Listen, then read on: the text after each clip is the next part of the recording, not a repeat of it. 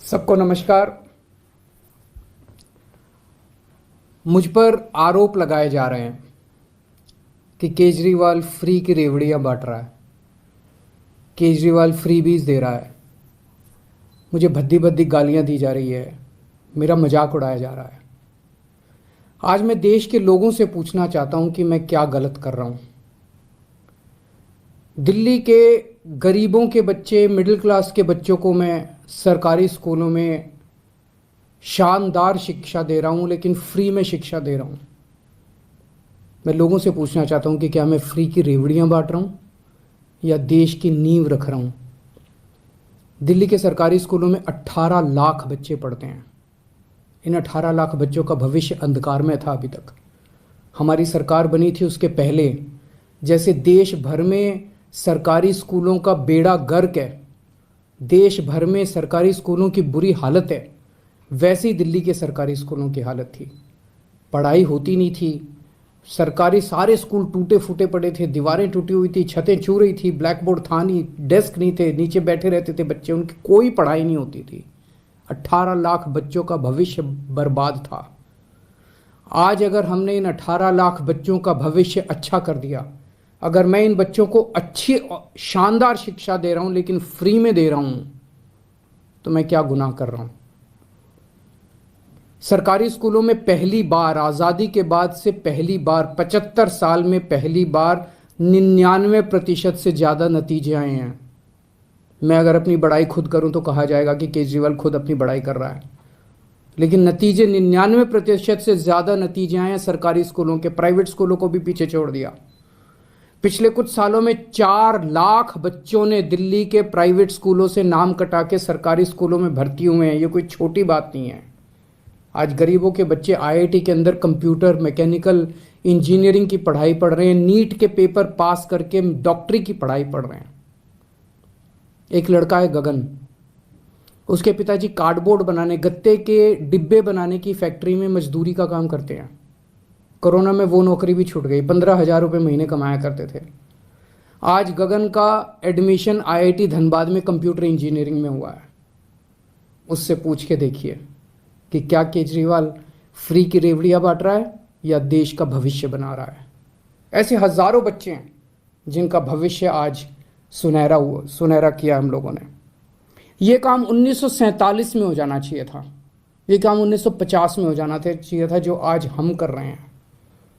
आज हम लोग देश की नींव रख रहे हैं। ये रेवड़ी नहीं है, ये देश की नींव के में एक एक ईंट रख रहे हैं हम लोग। आज दिल्ली के सरकारी अस्पताल हमने शानदार कर दिए। दिल्ली में शानदार मोहल्ला क्लिनिक बना दिए जिनकी चर्चा पूरी दुनिया में हो रही है। पूरी दुनिया के अंदर दिल्ली एक वो चुनिंदा शहर है जहां पे दिल्ली की 2 करोड़ जनसंख्या, एक एक आदमी का इलाज मुफ्त है। एक एक आदमी का, 2 करोड़ लोग रहते हैं दिल्ली में, एक एक आदमी का इलाज मुफ्त है, चाहे वो गरीब हो चाहे अमीर हो। हम ये नहीं पूछते कि कौन सी जात का है, कौन सी धर्म का है, अमीर है, गरीब है, आदमी है, औरत है, छोटा है, बड़ा है, जो भी आदमी है हर एक का इलाज मुफ्त है।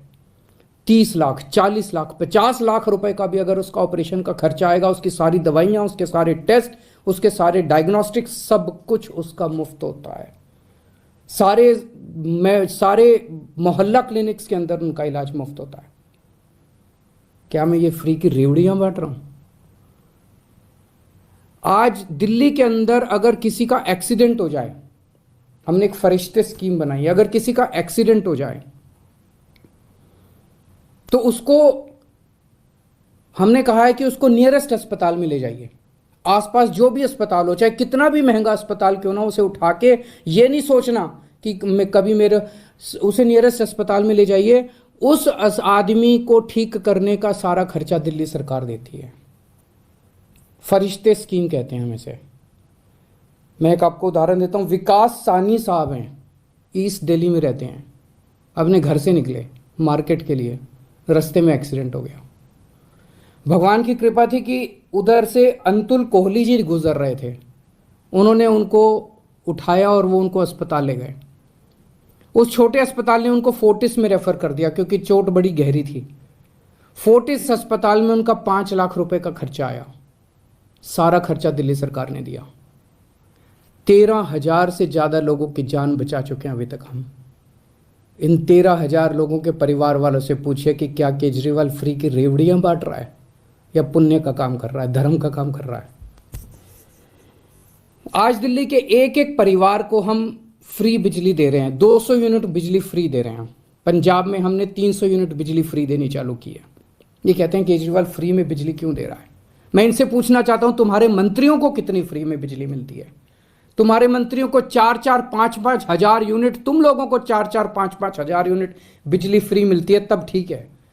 लेकिन गरीब जनता को अगर मैंने 200 यूनिट 300 यूनिट बिजली फ्री दे दी तो तुम्हें बड़ी तकलीफ होती है। आज दिल्ली के अंदर हमने फ्री में लोगों को योगा कराना चालू किया। 17,000 लोग दिल्ली में, हम उनको फ्री में टीचर भेजते हैं। रोज सुबह हमारे 500 से ज़्यादा टीचर फ्री में जगह जगह लोगों को योगा कराने जाते हैं। हमने दिल्ली में सबकी दवाइयाँ सब कुछ फ्री कर दिया, टेस्ट फ्री कर दिए, इलाज फ्री कर दिया। लेकिन हमारा मकसद है कि कोई बीमारी नहीं पड़ना चाहिए, उनको योगा सिखाते हैं हम लोग।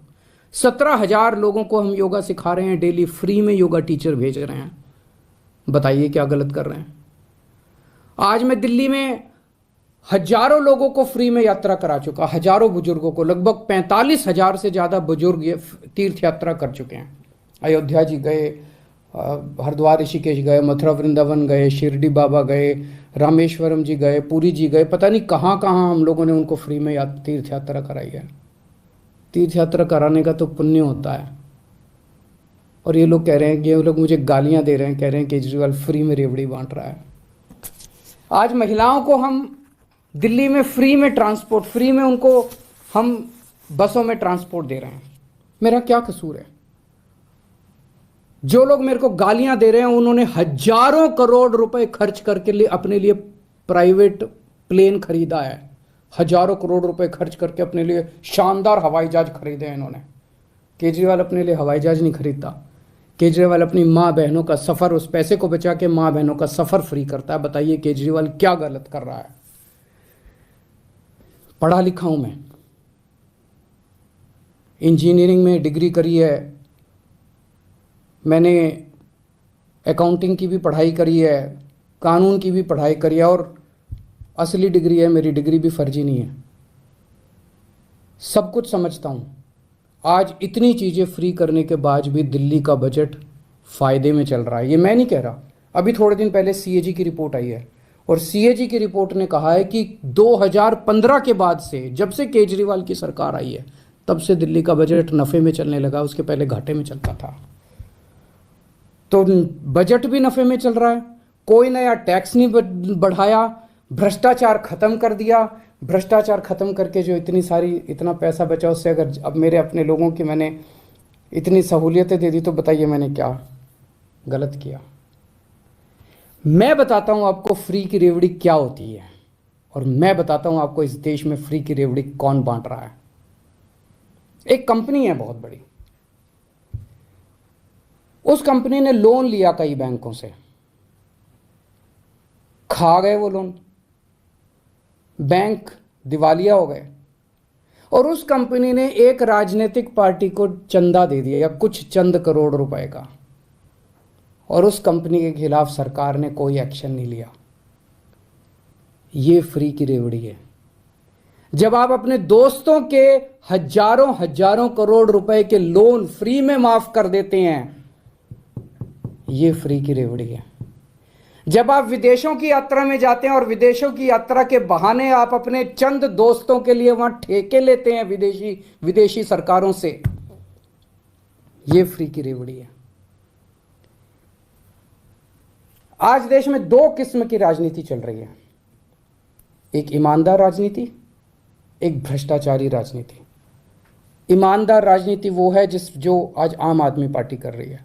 हम एक एक चीज में पैसा बचाते हैं, एक एक चीज में पैसा बचाते हैं, और वो पैसा बचा के हम जनता को सारी सुविधाएं दे रहे हैं। और दूसरी है भ्रष्टाचारियों की राजनीति। बड़े बड़े हजारों करोड़ रुपए के ठेके दिए जाते हैं, हजार, ताकि खूब पैसा बनाया जा सके। हजारों करोड़ रुपए के ठेके देते हैं, अपने को देते हैं, अपने दोस्तों को ठेके देते हैं वो सारे, और सारी सुविधाएं अपने मंत्रियों को देते हैं।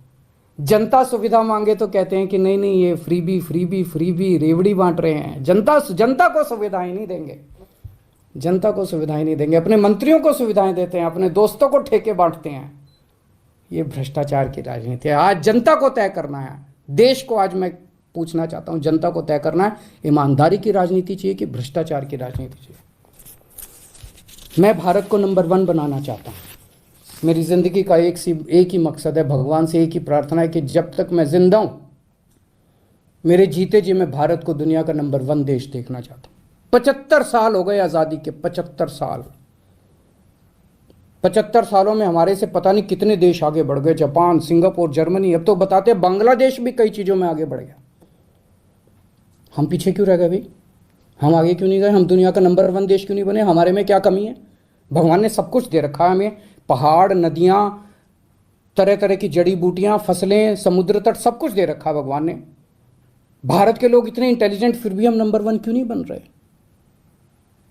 तो हमारा मकसद है दुनिया का नंबर 1 देश बनाना दे भारत को।